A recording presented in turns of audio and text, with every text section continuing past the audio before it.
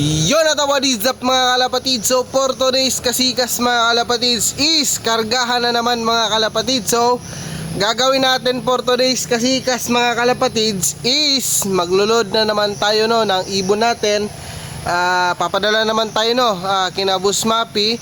Bale apat pa rin yung ipapadala natin dun sa Bihire no mga kalapatids. Dalawa sa akin, isa kay Boss Mappy, isa rin kay Boss Jerome mga kalapatids. So yun na mga kalapatids, samahan nyo ko. Sana no ay makapag uwi tayo no ng ibon natin ng Bago City ng 6 lap no bukas mga kalapatids. Sunday 6 lap Bago City, Negros Occidental mga kalapatids. Sana ay makapagpauwi tayo ng mga ibon natin mga kalapatid. Sana kayanin lang no ng ibon natin na liparin nila yung Bago City pauwi dito. Ang panahon nga natin mga kalapatid, update sa panahon natin ngayon, ayan no, makulimlim na naman no yung ating kalangitan. Ay sana naman mga kalapatid bukas ay maliwanag no yung ating kalangitan bukas. Sana naman ay makapagpauwi tayo no bukas mga kalapatid. So samahan nyo ako mga kalapatid, magkarga ulit kami no, magpapadala ulit kami ni Boss Jerome sa Bihire mga kalapatid. So let's go, bye.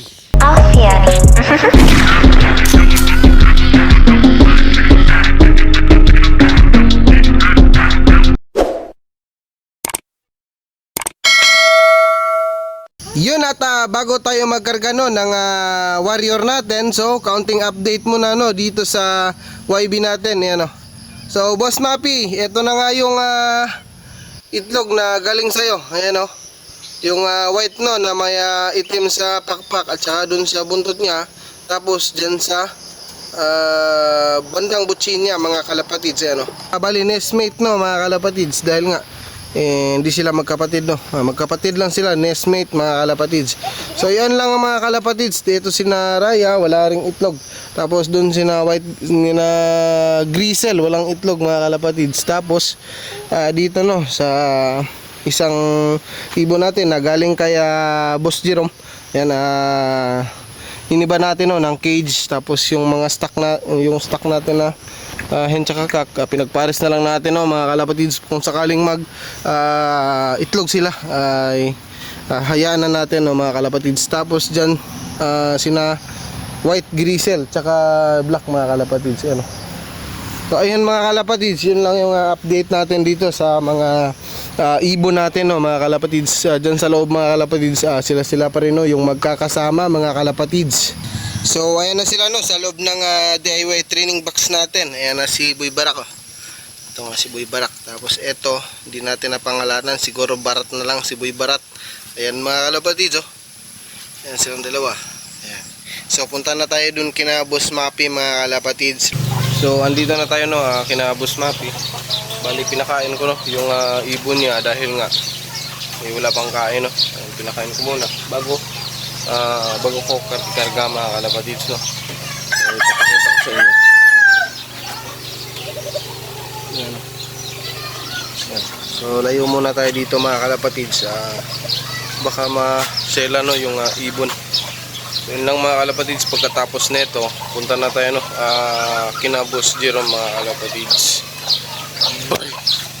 So ayun mga kalapatids, tapos na kami nung magpadala no sa Bihire papuntang Dumaguete. So kakarating lang din namin dito kina Boss Jerome. Ayan na si Boss Jerome. Yan. So nagpahinga muna kami no ng saglit, usap-usap no, siyempre sa mga storing kalapati no mga kalapatid. So sinabi ko kay Boss Jerome na videohan niya no yung arrival niya bukas kung makakawi yung ibon namin mga kalapatid. So sana naman no kaya makawi yung ibon namin. Tapos pa-videohan ko sa kanya para naman na mapakita ko sa inyo no, ma-share namin sa inyo yung arrival no ng ibon ni Boss Jerome mga kalapatids. Tapos kay Boss Mappy, siguro di ko na sabihan si Boss Mappy, siguro sabihan ko no mga kalapatids. So dito na magtatapos no yung video namin for today's kasikas mga kalapatids. So shout out boss, shout out mga kalapatids. Ayun mga kalapatids, yun lang yung pa-shoutout ni Boss Jerome. So dito na natin tatapusin mga kalapatids. Papauwi na ako dun sa bahay mga kalapatids. Alangan naman sa inyo.